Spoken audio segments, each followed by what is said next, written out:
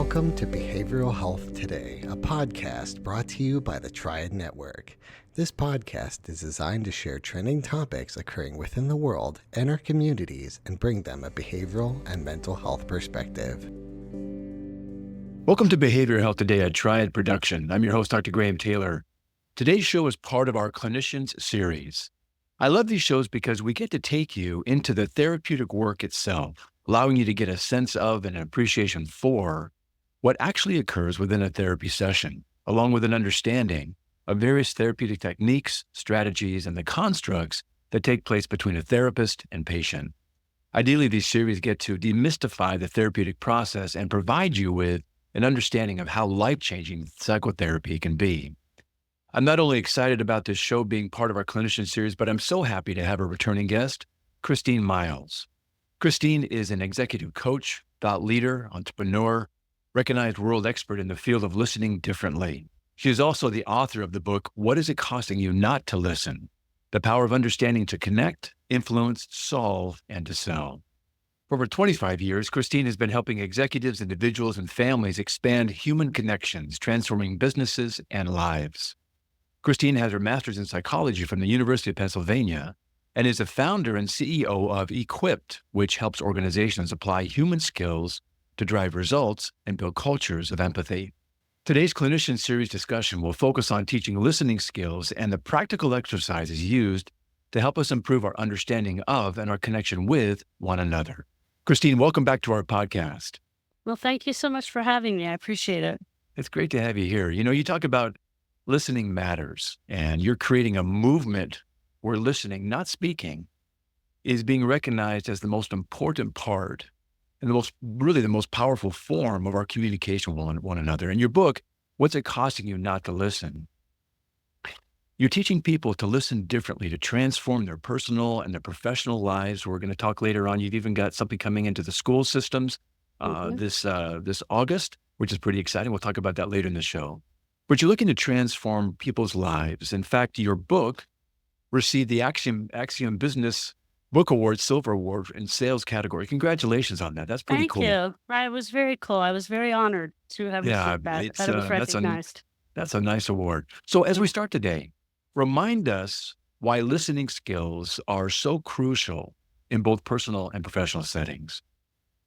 Well, first of all, let me say this. You said listening skills. And so this is what I want to emphasize, because I asked a lot of people over the course of my career, is listening important? And everybody says universally yes. And maybe that's because they don't want to be the person that says no, because it doesn't look good. But we all know it's a big deal. And yet it isn't a skill that we develop. It is something that we expect or assume will happen, even with our kids. Pay attention, listen, you're not listening to me. I told you, but you didn't. So it creates this chasm, a chasm that really breaks very slowly. I call it death by a thousand cuts, with frustration, with erosion of the relationship, with misunderstandings. And both in business and personally, the impact's really the same. When people don't feel understood, then things don't go well, typically. And one of the things I realized early in my coaching career, because I worked as a therapist first, that was my first job for many years. And when I went into businesses, most of the problems were around what people didn't understand in a meeting, in a conversation.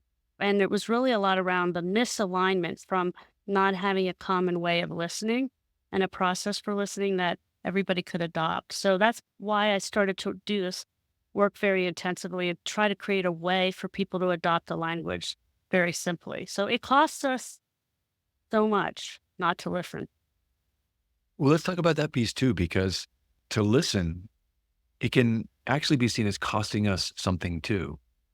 If I have to listen, am I going to miss out on you listening to me? Or am I going to get the floor at some point? And so it's a huge thing not to listen. I can't agree more. But sometimes personally, we have to overcome something. Maybe talk a little bit about what's the attitude that we have to have of being a committed, willing listener, and what are some of the things that we typically have to address within ourselves to overcome moving into a really good listening stance? Wow, I have so much to say about that. So let me think, let me sort. Yeah, So please. One is that very rarely do people come to me and say, "Can you help me be a better listener?" What do I hear? Can you help my child? Can you help my spouse? Can you help my boss? Can you help my employees? It's usually outward. And I say that's because 'cause we're in a drought of understanding. So if I'm thirsty, it's really hard for me to wanna give you my drink because I'm thirsty too. We're in the same boat. So I think that's why we need to solve this problem and start to teach this as a skill very early Yeah. because we're all thirsty. And what do they say about hungry people don't make great shoppers? People who are thirsty to be heard and Yes. listened to and understood don't make great listeners. Yeah. So we need to learn. I call it the gift of understanding. Yeah. It is a gift. It's a gift that you give that you may not receive back. So Yeah. that's a big part of it. The other thing is, and this is more in the how you do it, believe it or not, when you learn how to listen, you also learn how to get someone to listen better to you. Yes. And Yeah. it's not because they're going to do it by osmosis. You have to lead them there. You're But the modeling tool something. that, well, you'll actually use the tools not only get their story, but for them to get yours. Yeah. So you can flip it, but a little bit more of an advanced skill, but it is possible.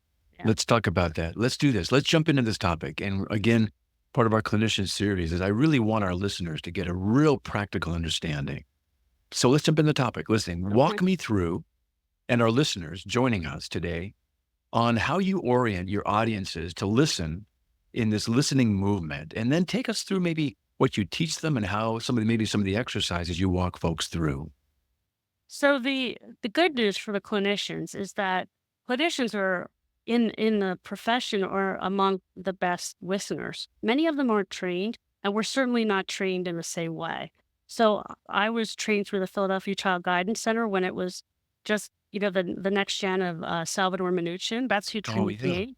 I was 22 years old, one way mirrors. I went into people's homes. I mean, I had no business doing any of it, but these people were amazing, but they never taught me how to listen. They never taught, I was good at it when I showed up. And so excelled even at 22. I stood out because I went in and I had something different that I had learned early. But nevertheless, just intuitively and because of who we are, we tend to want to listen more than not as clinicians. So that helps. And a lot of what I teach in organizations and parents and in relationships is what clinicians do. Mm. I don't know that we all do it all the same way in a way that creates this language. So that's how I think I can help the clinical base in terms of, all right, how do we do this? And then how do we help our clients do it in a similar way? One of the ways you need to know is if you're going to get good at something, you have to do it the same way every time. That's really it's the only way you get better at something through a process and through doing it the same way every time. So, I can't agree with the idea more. If you want to have confidence in something, you have to have competence and mastery first. yeah. And if we reverse engineer that, the way to get competence and mastery is to do right things repeatedly. And over time, it becomes an ingrained skill from which you get to have then confidence entering into those moments. And you're talking about the very same thing here, right here. You have a whole path for this Yeah. and you Yeah. walk people through. Walk us through that so our listeners can get an appreciation for what you do. So the metaphor is because we learn in stories, right? So when we have a story, we're just going to remember it more. And the story is you wouldn't go hiking in the woods for 2 weeks. Like go out and go in unprepared. That would be crazy. We would take food, we'd take a tent, we'd take supplies. I would if I had the option. And that's what we're doing when we go into the conversational woods. We go in unprepared all the time. Mm. We're totally ill prepared to really navigate the trail, the path. And there's a lot of side trails in the woods, and there's a lot of places to get lost. And conversations metaphorically are the same. There are so many side trails. You talked about what goes on within us. We have our triggers, we have our buttons, we have our biases. That our brains are the greatest enemy of our listening. And so we need tools to calm the subconscious brain so that we can stay on the main path. The other thing is that you're the guide in the conversation as the listener.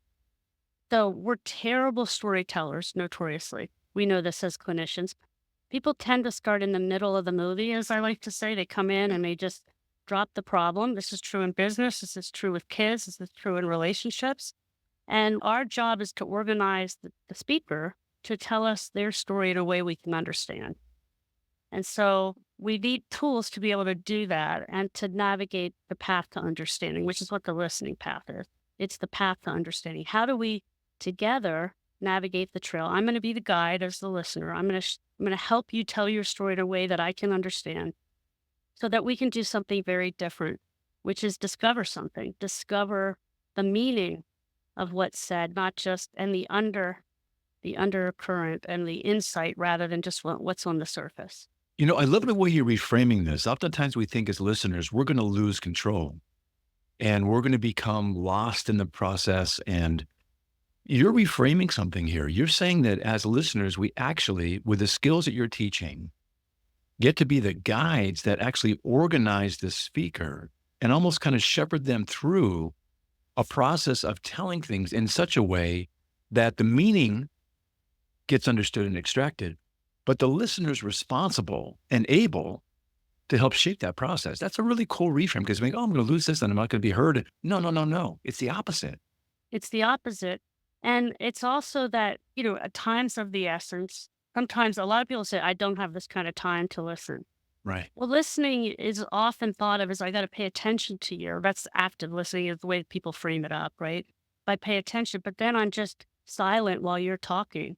And we all know silence sucks the truth out. So when you're just silent, people will go, but that doesn't mean they're going in an organized way. Right. So do you ever tell somebody to tell you a joke and they're like, hold on, I started that wrong. And, they know there's an order, but they don't know how to follow it. When we're talking about things that matter to us, whether it's our day or something that happened, we don't know that we're supposed to organize it because we're terrible storytellers and we don't have a framework for that either. So that's where the listening is you said shepherding. We are guiding that person through the trail on the path and making sure they don't get off on all these side routes. We'll be right back after word from our sponsor. Americans are increasingly concerned about mental health, with nearly 9 in 10 voters seeing it as a crisis. Mental Health First Aid provides crucial training to identify, understand, and respond to mental health and substance use challenges. Gain the skills and confidence to offer life-saving assistance. We offer courses for individuals, groups, and organizations of all sizes, including specialized training for veterans, law enforcement, EMS, and educators. Visit mentalhealthfirstaid.org or email hello@mentalhealthfirstaid.org to schedule your training and make a difference in your community.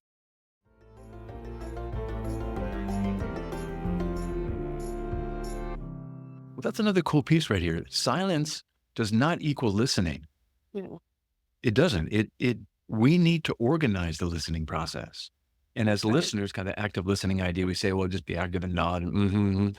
It's more active than that. Let's talk about maybe some practical exercises that you use that can actually help shepherd a process that maybe most people don't know they have access to. What's it look like? Yeah, so imagine you go in the woods Yeah. and somebody says, we got to get to the peak. And you go, okay, well, how are we going to get there? Well, I have no idea. So where should we start? Well, I have no idea. So this is again, well, we're day long. So how we teach it, practically what I've learned is that listening is like air, fog, let's say fog. People see it, they know it's important, but they go to grab it. No, I don't know I can't catch it. I Mm. can't get my arms around it. It feels so esoteric Yeah. and so we needed to make it very tangible. Again, the story helps. And then I created a game so that we can teach these skills by kinesthetic ways. We learn best by doing, as we all know. I used to be a field hockey player. I remember one time I went into an organization and I said, how do people like to learn? Do you like to watch? Do you like to do it? Watch them do it. And so I tried to show them a field hockey. Most people don't know how to play field hockey, so it was pretty safe. And everybody wanted to grab the stick and they wanted to learn how to do the moves. It's like they don't want to see it. Show me, give me it, put it in my hands and let me That's do it. right. Let me So practice. we put listening in people's hands. Now, we don't sell the game yet. This is by facilitated workshop. We will sell the game eventually to both kids and adults. But this really helps the tangibility. And so there's 12 total tools on the listening path for adults because it's every form of communication. And let me make this point too, because I think there has to be something in it for the listener because it's a gift of understanding. So listening to understand, which is what I mean by how we listen, is what you have to do first, but it earns you the right to do all the other things you actually want to do, Mhm. which is tell people what to do, sell to them if you're in the business, tell your wife or husband the advice you want to give them, help them understand why they shouldn't text and drive if it's your kid.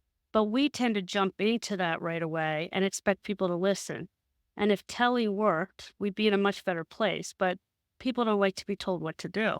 No. It's human nature. We therapists know this all the time. People used to come into my office. I go, "How do you want me to help?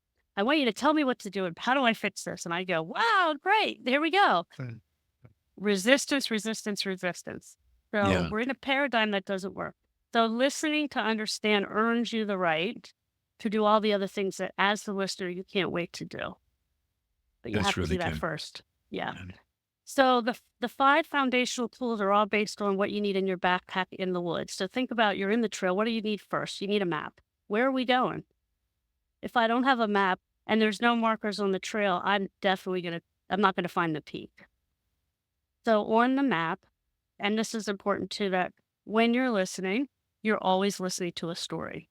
So when I talk about the listening path, it's the story path. And why do I say that? Well, I don't always get a story. You get one sentence, one word, it's a story. You just don't. You that's have to unveil it. I had a bad day. That's a story. I just wrecked my car. That's a story. it's I almost just like met that's the headline on a newspaper, and it's right there for you to kind of write as a journalist what it is about that day that I had a hard day. So that's your headline. That's right. And journalists that's the other really great listeners. And journalists and therapists are story gatherers, as we call them.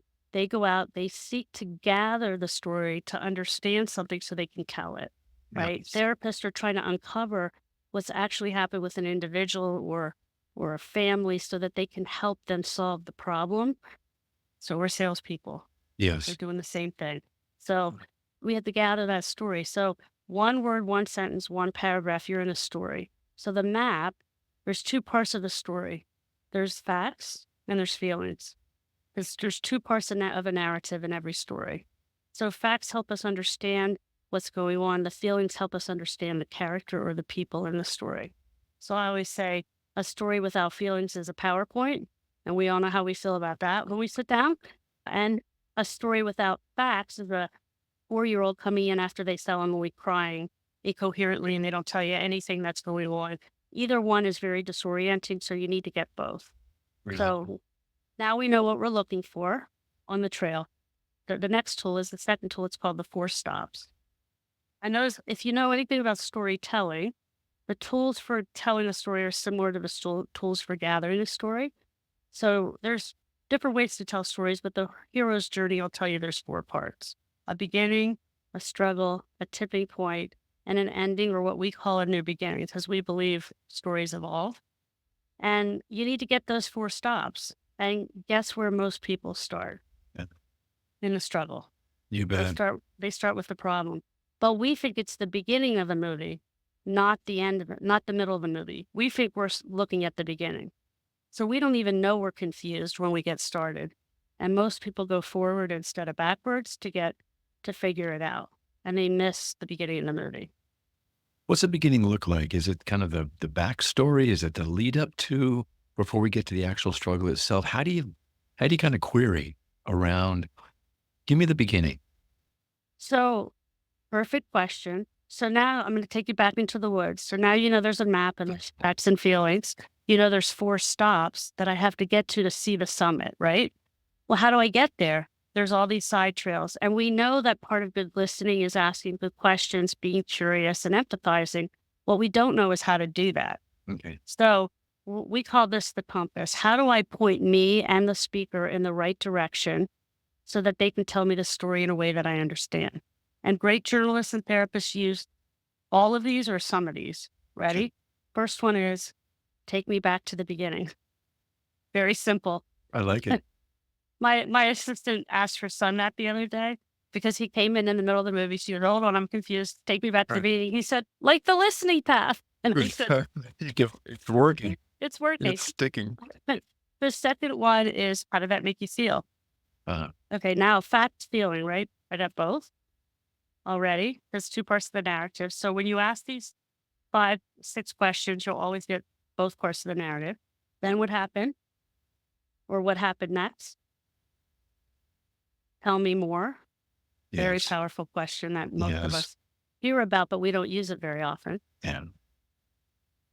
For the adults, we have the Mhm.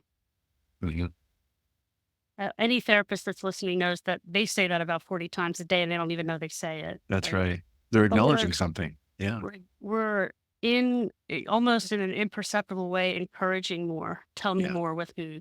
That's And it. last but not least is it sounds like you felt. So you could fill in the emotion. I've learned, I was reading Brene Brown's book, the Atlas of the Heart, and she interviewed 7,000 people that only knew three emotions to name. And I'm like, "Ah." Yeah. So Exactly. it's really important we name people's emotions so that we Yeah. can help them understand there's more than three. Just a quick note on that. Guys typically think, well, there's even three for some guys is kind of pushing the envelope. Most guys are I'm either happy or angry. Yeah. And it's almost like, well, there are other emotions. What might those be? And so as you're talking about as a listener, you're kind of expanding maybe their repertoire, recognizing, Yes. you know what, that actually is what I'm feeling. I wouldn't have named it that way, but you captured something for me. And what you said earlier, I really like too. When you listening to understand, you're earning the right for later things in the conversation to happen. That's a beautiful statement. I have to earn my ability to come into a relationship with you further. And if I can even do these things, whether it's or tell me more, or what else, where Yes. I'm really showing an interest in you, and then I get to help even further. And this goes back to what you're talking about, kind of shepherding this idea and listening as a guide to shape something, is I'm kind of coloring in or shading in, Yes. adding to kind of the richness of that person's experience in ways that maybe they don't know how to capture. But that really sounds like you were just really despairing. Oh, yeah. Maybe it was because I thought I was angry, but really, I'm really truly sad to a point of despair and hopelessness. Now we open it up, and now they have a much richer story. I love And now that. we're also connected because Yeah, exactly. it's I'm in the movie with you instead of Yeah, just watching the movie, right? So now I'm part of the movie and I'm guiding you good. to understand the ending. And a lot of people worry they're going to be wrong when they name an emotion. But here's what happens. You sound really angry. I'm not angry. I'm just pissed off and blah, blah, blah. Great. You just told me more. Now we're clarifying what Good. this really means to you. Or, yeah, I was frustrated, but what I really was, and then you go, wow, that's amazing to understand on a deeper level. Yeah, So it's not about being right. It's about making sure you're trying to understand, not being right. This is not perfection. This is connection. that's really good. So we've got the map, we've got the 4 stops. What's the third? The compass were the The 6 compass. questions, the Gotcha. compass, that's okay. And Gotcha. then, so here's what's interesting. And I've really honed the language around this and how to share this with people. Most people think they're done listening once they get the story. So I got your facts, I got your feelings, I got the 4 stops, I have the whole story. Good stuff. We got it, right? Now let me start telling. But this is Right. one Now of it's the my turn. now it's Right. my turn. If we I get that punched my far. ticket, and now it's my turn. Yeah, and because we're not told the rest of it. And that's not the hard part because me thinking about your story is only a figment of my imagination. I don't know if I got you. Like, So the only way to know that is to shine a light on what you heard. And so metaphorically, I always say when it's late in the woods, it gets dark, you need a flashlight. Right? You need a flashlight to see. The longer the speaker speaks, the more in the dark they are about what you heard. You've been flashlighting with me this whole time, Graham. You've summarized my story back to me in pieces, and so that now I understand what you heard. So we need to be a storyteller when we're a listener. We need to tell a story. I say the powerful story you can tell someone is their own. You mm, tell me my story, and I like you a lot, Graham. If you do absolutely. that, right? Yeah. And so tell the story back to the person, your wife, your partner, your business partner, whomever that is. And that's the flashlight, but only 30 to 90 seconds. Like summarize it, make sure you've gotten it. And then again, most people think they're done. Now they think they're done, but they're not. Because now we've gathered the story, step one. Now we're understanding the story with the flashlight. So there's 3 tools help us gather. That is the map, the stops, and the compass help us gather the Gotcha. story. The flashlight helps us begin to understand the story, but now we got to make sure we got it right. Yeah. So how do I know that? Well, I need to ask. So now it's a matter of saying, I just told you your story. Do I get you? Right. Do I get you? And then you got to watch for the reaction because people will say yes and mean it. They'll say yes and then they'll tell you more. Well, they'll say yes, and they won't mean it. And this is a common therapy problem, right? It's like, yes, you get me, right? And so you gotta listen with your eyes. We say you gotta listen with your eyes, ears, and heart. Mhm. Your eyes help you watch for what isn't said. And when you ask, do I get you? And you listen with your eyes and you watch for that, you're going to uncover things that you didn't even know you missed. You bet. You bet. I like that idea of listening with our eyes because you can see little, a head tilt or an eyes look down or maybe an eyebrow go up and you get to say, hey, I kind of noticed as I asked, you kind of looked away. Did I miss something? Or did I reflect it back in a wrong way that maybe you'd like me to understand differently or better? What did I miss? And it goes back to what you said earlier. Tell me more. That's right. And I'm trying to earn the opportunity to be in a relationship with you here in a way that I really want to be, but I can't just say trust me, but I can jump into it in these kinds of ways with a map and the compass and the flashlight and checking these things out to 4 stops. I'm earning my right, aren't I, to be in Yes. relationship with you in a really curious way. And I always say the words I understand have very little to do with somebody feeling understood. So if you tell me I understand, I go, no, you don't. But if you tell me what I just told you Yeah. and ask me if you get me, now we're in a different paradigm. And let me explain the you get me. We call that the water filter, which is the fifth tool. And here's why. Because when you're in the woods, you can't carry enough water. You have to filter the water you collect in the stream or you get sick, right? We don't just drink it out of. Yeah. And in the conversation, our own thoughts and feelings contaminate the story. We Mm. pollute the story when we're listening. We don't know it. I had this happen with a team member of mine. We were playing a game because we do that to learn about each other and practice. And she said, the story you told me reminded me of a story where somebody died. It happened to me. And I almost went off in my own story because I related to it so much. See, it's not always bad. It's that we're connecting. And I wanted to ask you things that had nothing to do with what your story, but had my story. So that's how Right. we contaminate it. You bet. We have to filter all the contamination out because Right. your story is yours. And I don't have to agree with it. It's not about Right. agreement. It's only about understanding. From a therapeutic standpoint, those listening that are clinicians would understand this would be kind of a countertransferential piece here where Yeah. my own stuff comes into play Yeah. and we all have our own stuff. It's not a bad thing, but you're saying if it interferes with, or I see you through my story and I only interpret it through that, I'm missing something and I'm blurring an opportunity to truly get you in a way that could be really, really priceless between us. And Yeah. this then brings us also part of the countertransferential pie, if you will, is the role of empathy here, where I am really wanting to understand you in a very unique way. And that empathic piece in this is pretty important, isn't it? That's very interesting what you said about the countertransference. I hadn't thought about that before. That's a way to filter that out, right? When you make sure that you ask the client or the patient, do I get you? And after doing that. So I like that you emphasize that. And as far as empathy, here's what I would say. Like, I think I'm very opinionated here. So I believe that empathy follows listening, not the other way around. I don't think you go in and listen with empathy. I think you learn to be empathetic through listening because a lot of people have a different level of empathy they're coming to the table with. And empathy can mean we fall into sympathy where we join with the feelings rather than putting ourselves in the other person's shoes. So when you use these tools and the process in the same way, then the empathy follows. And we see this all the time. People who didn't think they could relate go, wow, they go up here. Yeah. Yeah. There's a softening, isn't there, with that understanding? I think oftentimes if I come in with the attitude of I'm committed to work as best I can, bear with me to listen and to try and get it the way that you experienced it. So Mm. bear with me as I try here. I'm going to be Yeah. clumsy and awkward and I'm going to do my best. I'm going to show up as best and fully as I can. And in the process of doing that, understanding creates empathy. I begin to Yes. understand, being in your moccasins, all the phrases that we say. But I get it from your standpoint as best I can. Then I check it out and refine it even more and more and more. Mm. And I like the idea too, where you're saying, just by saying, hey, I get it or I got it, doesn't mean you understand. It's almost like silence doesn't equal listening. Saying Yes. I got it doesn't mean understanding. Yeah. And that's really a key point.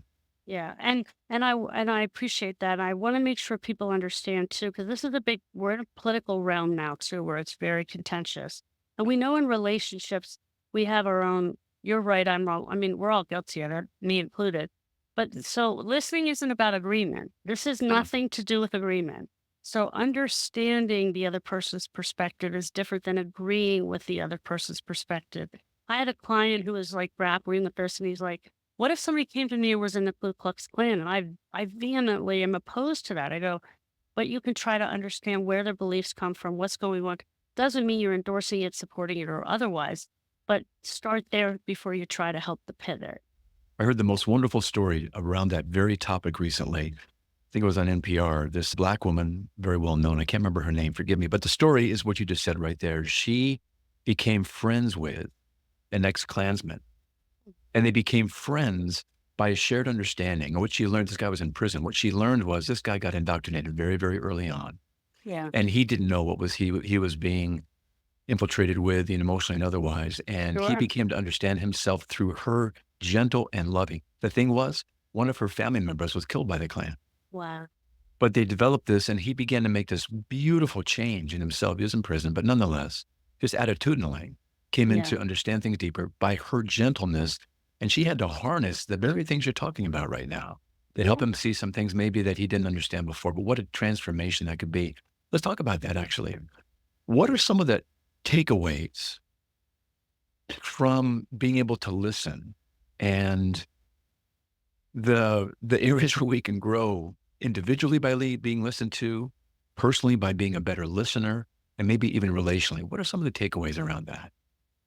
Let's start in business. So it's just so interesting to watch people practice this with each other. I mean, we've had people that know each other, have worked together for 20 years, and they're like, I didn't know that about that person. But you've been So over the cool. other side of the cube. Like, so it's just, again, if we only have 3 words for emotional language, how much are we actually asking in a real conversation? How deep are we, how are we really peeling any layers back to really understand one another in a different way? So it creates so much engagement and so much enrichment in the relationship. It's like you're in the car and you want to flip somebody the bird because they cut you off. And then you talk to that person and realize they just lost their wife or they had Yes, got a cancer diagnosis. You're not flipping them the bird anymore.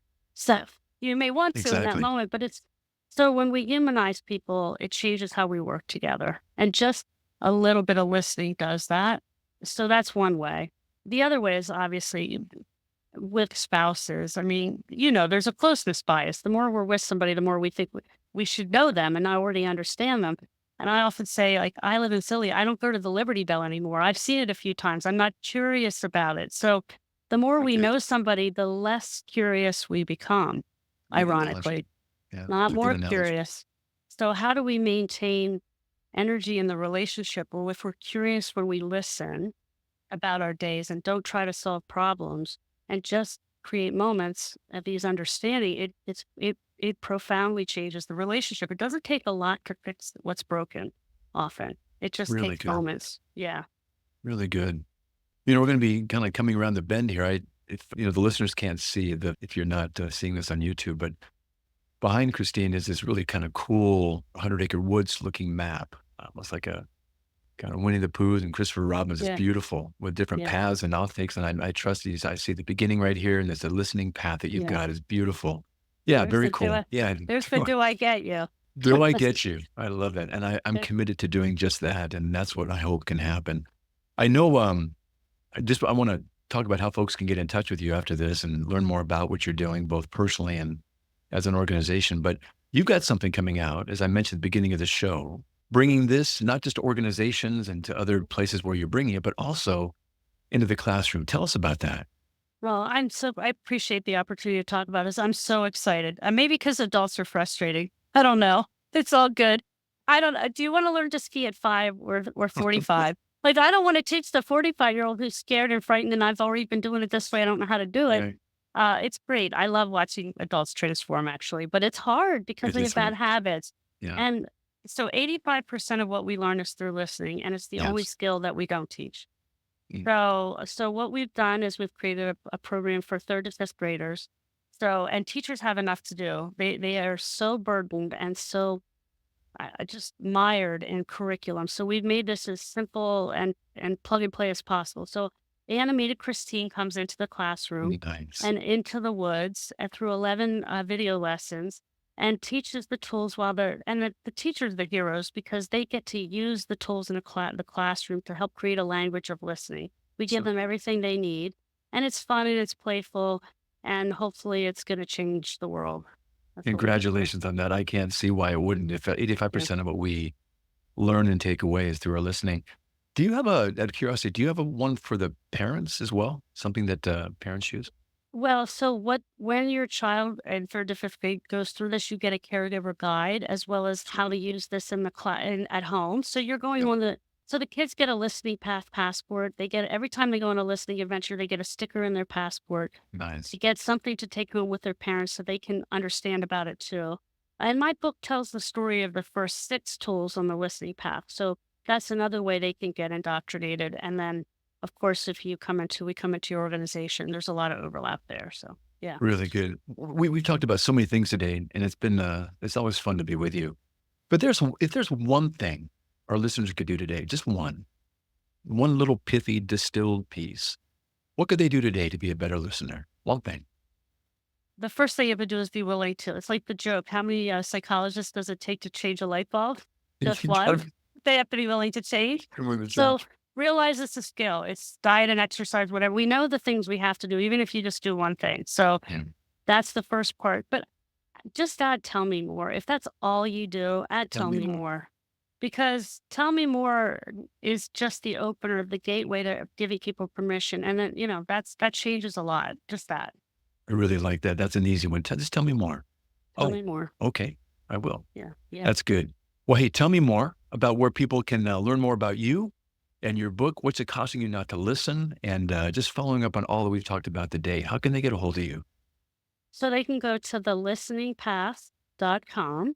And we're about to launch our new website. You go in, you're a business or you're an educator, it'll take you on the right path. So everything you need will be there. And my book is on all the major outlets and Amazon and any form you like, Kindle, audio, hardback, softback. So people like books like they like their sneakers. I want it to fit me the way I want it to fit me. So whatever you need, we You have it bet. for you. Yeah. That's awesome.